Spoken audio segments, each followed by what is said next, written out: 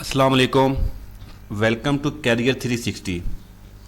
दोस्तों, कैरियर 360 की आज की इस वीडियो में बात करूंगा डीप सी इलेक्ट्रॉनिक्स का कंट्रोलर DSC 8610, उसकी बेसिक्स, इनपुट्स और आउटपुट्स के बारे में। यानी उसकी जो मिनिमम और एसेंशियल जो इनपुट्स हैं, जो ज़रूरी इनपुट्स हैं, जो ज़रूरी आउटपुट्स हैं, जो कि एक सिंपल सिंक्रोनाइजेशन और लोड शेयरिंग का जो एप्लीकेशन है उसको अचीव करने के लिए आपको कौन कौन सी इनपुट्स और आउटपुट्स की ज़रूरत होती है और उन इनपुट्स और आउटपुट्स का क्या मकसद होता है। इन तमाम बातों को डिटेल्स के साथ डिस्क्राइब करने की कोशिश करूंगा कि what is the minimum inputs requirement and minimum outputs requirement to achieve the any simple synchronization and load sharing application. शुरू करते हैं बगैर वक्त ज़ाया किए हुए। आप अगर इस वीडियो को एंड तक देख लेंगे तो आपको इस बात का बेहतर तरीके से अंदाज़ा हो जाएगा कि कोई भी कंट्रोलर, चाहे डीप सी हो, इसके अलावा कोई और भी कंट्रोलर हो, तो उसकी क्या क्यों रिक्वायरमेंट होती है इस तरह की इनपुट्स और आउटपुट्स की। मोस्टली ये जो कॉमन इनपुट्स होती हैं, जो ज़रूरी और एसेंशियल इनपुट्स होती हैं, मोस्टली ये तमाम कंट्रोलर्स में कॉमन होती हैं, क्योंकि ये एक बेसिक जो आपकी एप्लीकेशन है उसको अचीव करने के लिए ज़रूरी होती हैं। इनपुट्स और आउटपुट्स को समझने के लिए आपको पहले ये समझना ज़रूरी होगा कि इनपुट्स और आउटपुट्स बेसिकली क्या काम करती हैं और ज़रूरी क्यों होती हैं। कोई भी मशीन हो, कोई भी PLC हो, कोई भी आपकी ऐसी डिवाइस हो जो इनपुट्स लेती है और आउटपुट्स पे काम करती है, तो बेसिकली इनपुट्स एक सिग्नल है, कमांड है, जो उसको एक पैगाम देगी, उसको एक इंफॉर्मेशन देगी और उस इंफॉर्मेशन की बेस पे वो एक आउटपुट जनरेट करेगा। तो मशीन हो, कोई कंट्रोलर हो, तो उसको इनपुट्स और आउटपुट्स की ज़रूरत होती है। बगैर इनपुट के या बगैर आउटपुट्स के कोई भी कंट्रोलर, कोई भी PLC, कोई भी मशीन वो सही तरीके से अपनी वर्किंग नहीं कर सकेगा, अपनी जो एप्लीकेशन है, अपना जो सिस्टम है उसको परफॉर्म नहीं कर सकेगा, क्योंकि इसी की बेस के ऊपर वो अपनी तमाम जो एप्लीकेशन को जो सक्सेसफुली अचीव करता है। तो एनालॉग इनपुट्स हो सकती हैं। इनपुट्स डिफरेंट तरह की होती हैं, एनालॉग इनपुट्स होती हैं और डिजिटल इनपुट्स होती हैं। सिमिलरली ऐसे ही एनालॉग आउटपुट्स और डिजिटल आउटपुट्स भी होती हैं। डिपेंड करता है कि आपने क्या चीज़ अचीव करनी है और उस इनपुट की बेस पे क्या आउटपुट लेना चाहते हैं।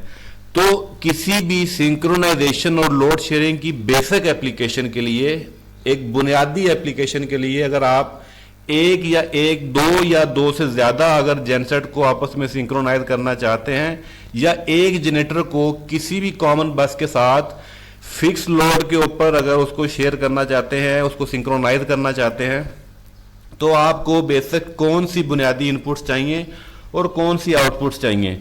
तो इसके लिए सबसे पहले आप अपने डीप सी का जो कॉन्फ़िगरेशन, जो सॉफ्टवेयर है, उसको आप ओपन करेंगे। वहाँ से आप अपना जो, अगर तो मॉड्यूल आपका कनेक्ट है तो सिंपल आप उसको रीड कर लेंगे। यहाँ पर कनेक्शन अगर मॉड्यूल का बना हुआ है तो आपको फाइल ओपन करने की ज़रूरत नहीं, आप सिंपल यहाँ से फाइल को रीड कर सकते हैं। तो वो आपका जो सॉफ्टवेयर है वो उसको ऑटोमेटिकली कनेक्टेड का जो कंट्रोलर होगा, जो कनेक्टेड मॉड्यूल होगा, लेट्स सपोज DSC 8610, वो automatically that software will read automatically. But now you can open new file of 86 series, 8XXX series having the multiple controller like that, 8610, 8620, 8660 like that. So you can open 8610 MK2. So I would like to show you what is the minimum inputs requirement and minimum outputs requirement to achieving the simple application of synchronization and load sharing. यानी एक simple system जो अगर आपका है, आपने synchronisation और load sharing की अगर एप्लीकेशन आपने अचीव करनी है, तो कौन सी हैं जो बुनियादी इनपुट्स जो आपको हर हाल में कन्फिगर करनी पड़ेंगी, उसके बगैर आपका जो सिस्टम है वो परफॉर्म नहीं करेगा। तो अभी मैं सिंपल इसका ओपन करता हूँ, आपको इनपुट की बात दिखाता हूँ। जो इनपुट्स कौन सी है, ये आप इनपुट पे जाएंगे तो इनपुट पे आपको एनालॉग इनपुट्स नज़र आएंगी और एनालॉग इनपुट्स के अलावा आपको डिजिटल इनपुट्स भी मिलेंगी। तो मैं पहले बात करता हूं डिजिटल इनपुट्स की कौन सी रिक्वायरमेंट। तो डिजिटल इनपुट्स में अगर आप आते हैं, ये आपकी डिजिटल इनपुट्स हैं। तो डिजिटल इनपुट्स में अगर आप आते हैं तो आपके सामने ये वाला पेज इस तरीके से डिस्प्ले होगा।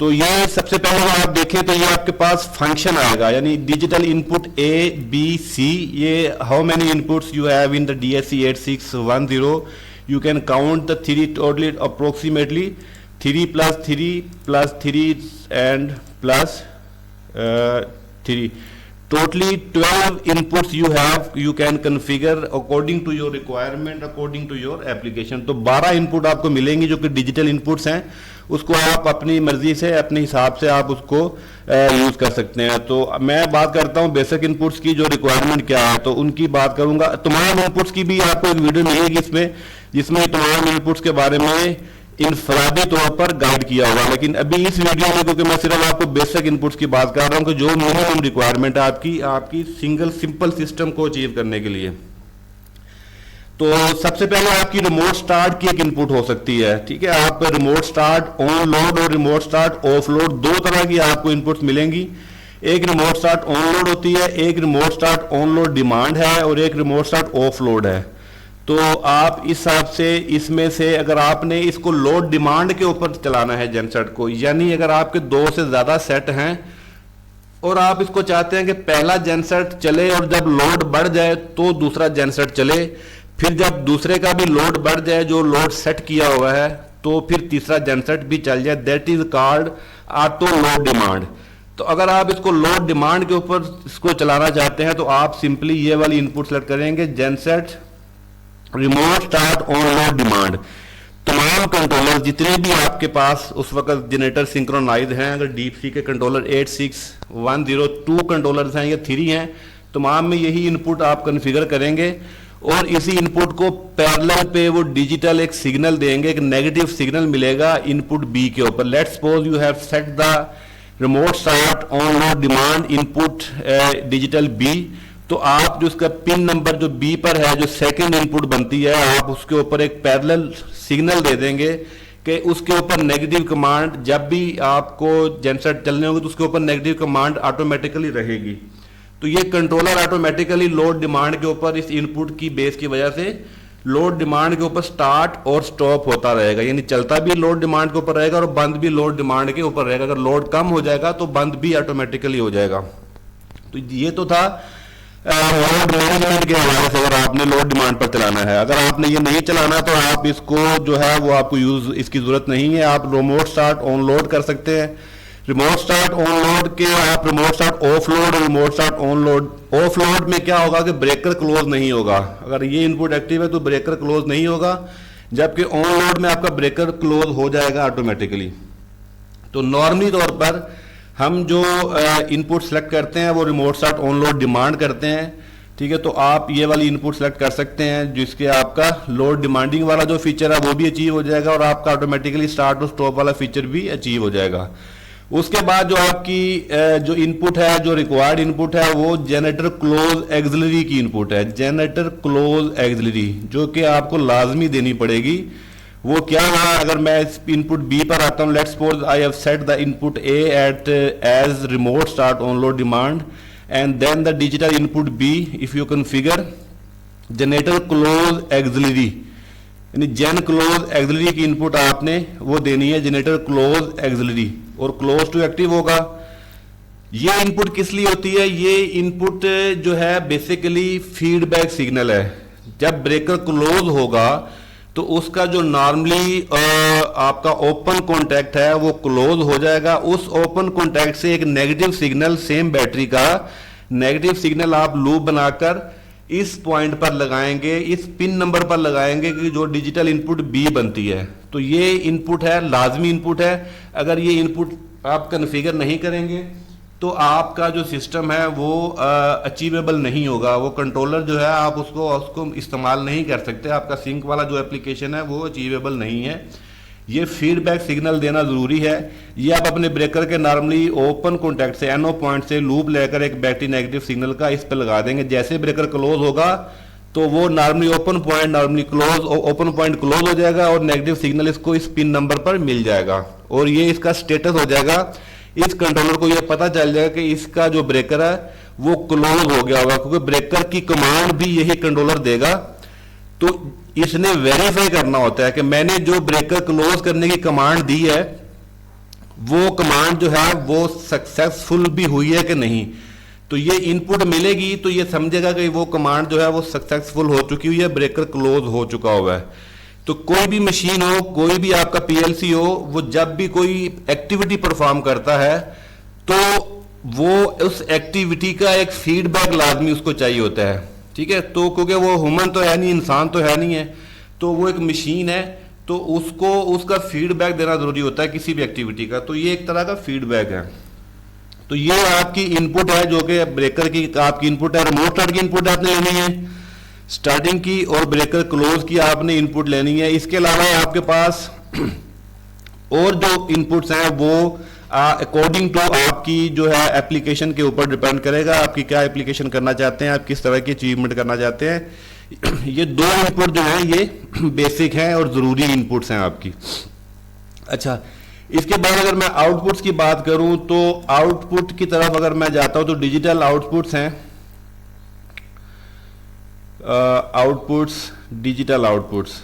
अच्छा, इनमें इन्हीं एनालॉग इनपुट्स में, क्योंकि ये रिमोट स्टार्ट सिग्नल आपने जो थर्ड पार्टी का जनरेटर है वो आपने अगर रिमोट स्टार्ट पे सिग्नल पे स्टार्ट करवाया होगा तो फिर आपको जनरेटर की प्रोटेक्शंस की जरूरत नहीं है, वरना आप डिजिटल इनपुट्स में जो है वो ऑयल प्रेशर की सेफ्टी भी आप ले सकते हैं और इंजन टेम्परेचर की जो इनपुट है वो भी आप ले सकते हैं।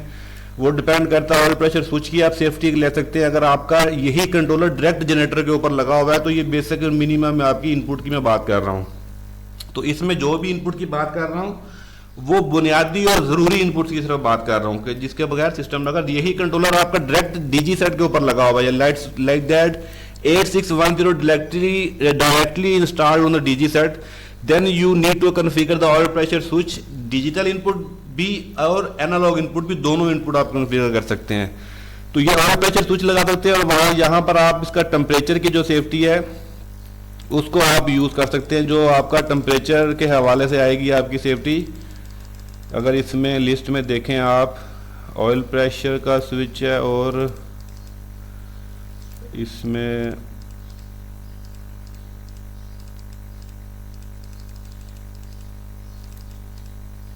कूलेंट टेम्परेचर स्विच, तो ये दो जो है ये जरूरी सेफ्टीज होती हैं अगर ये कंट्रोलर डायरेक्ट जनरेटर के ऊपर लगा हुआ है तब। अगर तो कोई और कंट्रोलर ऑलरेडी लगा हुआ है और ये सिंक पैनल है तो फिर सिंपली आप इसकी रिमोट स्टार्ट से उस मॉड्यूल की इनपुट पे सिग्नल देंगे रिमोट स्टार्ट को और ये जनरेटर स्टार्ट हो जाएगा। और ये जो प्रोटेक्शन हैं ये वाली प्रोटेक्शन उस कंट्रोलर की जिम्मेदारी होगी, वो जो कंट्रोलर जेनसेट के ऊपर लगा हुआ है। तो ये तो आपकी थी बेसिक इनपुट्स। ऐसे ही आपकी डिजिटल आउटपुट्स में, उसमें आपने क्या करना है कि आपने एक इनपुट ब्रेकर क्लोज करने के लिए देनी है और एक आउटपुट आपने ब्रेकर क्लोज करने के लिए देनी है और एक आउटपुट आपने ब्रेकर ओपन करने के लिए देनी है। तो ये दो आउटपुट आपकी मैंडेटरी हैं, ये जरूरी हैं, आपने वो देनी है। जैसे आपकी ये, अगर मैं इनको यूज नहीं करता, इस वाली को भी नोट यूज करता हूं, तो यहां पर अगर मैं ये वाली आउटपुट की, ये रिले बेसिकली हैं, ये ड्राई कॉन्टैक्ट वाली रिले हैं आपको जो दो मिलती हैं, जो C और D हैं।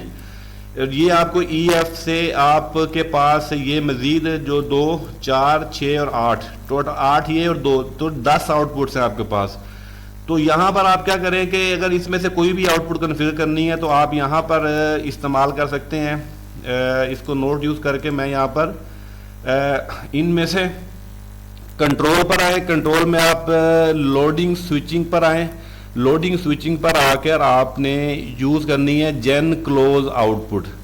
जेन क्लोज आउटपुट या जेन क्लोज आउटपुट पल्स, दोनों में से आपने एक आउटपुट यूज करनी है। पल्स का मतलब है कि वो थोड़ी देर की पल्स मिलेगी ओपन क्लोज की। हमारे बहुत सारे ACBs होते हैं, उनकी जो क्लोजिंग कॉइल होती है वह उसको सिर्फ पल्स चाहिए होती है, 1 सेकंड की, हाफ सेकंड की, 2 सेकंड की, तो आप उसी टाइमिंग की पल्स सेट कर सकते हैं। अगर कॉन्टैक्टर है, मैग्नेटिक कॉन्टैक्टर है, तो आप कंटिन्यूस सप्लाई दे सकते हैं, तो वो आप क्लोज जेन आउटपुट यूज करेंगे। अगर आपने पल्स यूज करनी है तो आप वहां पर जनरेटर की जो लोड स्विचिंग की वो पल्स यूज कर सकते हैं। तो ये आपके ऊपर डिपेंड करता है। ऐसे ही आपने इफ के ऊपर ओपन, अगर मैं दोबारा आता हूँ कंट्रोल पे लोड स्विचिंग का मतलब होता है आपके जो स्विचिंग डिवाइस है, जो ब्रेकर है, जो कॉन्टैक्टर है आपका, ठीक है, वो आपका एसीबी भी हो सकता है, वीसीबी भी हो सकता है, कोई भी ब्रेकर आपका हो सकता है, low voltage, medium voltage, high voltage, कोई भी हो सकता है। तो यहां पर आप ओपन जेन आउटपुट सिमिलरली ऐसे ही है कॉन्टैक्टर के लिए, ये ऐसा ब्रेकर जिसको परमानेंट सप्लाई चाहिए, और ओपन जनरेटर आउटपुट पल्स जो आपको पल्स चाहिए। तो ये दो आउटपुट्स आपकी जो है वो एनर्जाइज और डी एनर्जाइज आप कर सकते हैं। नॉर्मली ओपन या नॉर्मली क्लोज की सेटिंग होती है। एनर्जाइज का मतलब नॉर्मली ओपन है, और डी एनर्जाइज का मतलब है normally close, that's mean normally close है। तो यहां पर आइए एनर्जाइज है तो ये नॉर्मली ओपन है। तो ये दोनों आउटपुट्स आपकी पहले वाली आपकी क्लोजिंग वाली आपकी क्लोजिंग कॉइल को जाएगी पल्स, और जो ओपन वाली आउटपुट है वो आपकी यूवीटी को या शंट कॉइल को, दोनों में से किसी एक को आप उससे ऑपरेट करवा सकते हैं। तो ये आपके ऊपर डिपेंड करता है कि आपने अपनी लॉजिक जो है वो किस तरह की बनाई हुई है। तो ये बेसिक इनपुट्स और आउटपुट्स की रिक्वायरमेंट है, जो कि आपके एक सिंपल जो सिंक सिस्टम है, वेरी सिंपल और बेसिक, किसी जनरेटर के साथ या आप उसको फिक्स लोड पे चलाते हो, उसके लिए जो आपको रिक्वायरमेंट है वो आपकी ये रिक्वायर्ड इनपुट्स और आउटपुट्स हैं।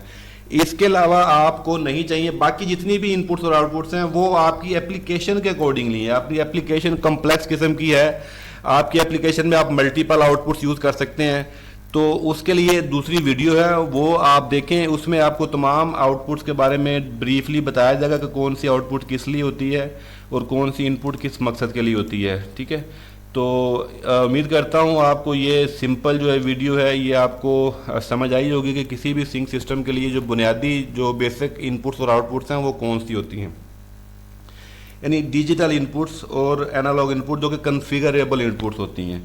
ठीक है, अगर आपको फिर भी कोई कन्फ्यूजन हो तो आप अपनी क्वेरी जो है वो आप कमेंट सेक्शन में जाके आप वहां पर कमेंट्स कर सकते हैं, आप पूछ सकते हैं। व्हाट्सएप नंबर है, व्हाट्सएप के ऊपर भी आप पूछ सकते हैं, ईमेल भी कर सकते हैं, किसी भी तरह का कांटेक्ट आप कर सकते हैं। आपको कोई भी किसी भी किस्म की अगर आपको इन्फॉर्मेशन चाहिए, फर्दर असिस्टेंस चाहिए, कोई सपोर्ट चाहिए, तो आप without any hesitation you can contact any time, no problem.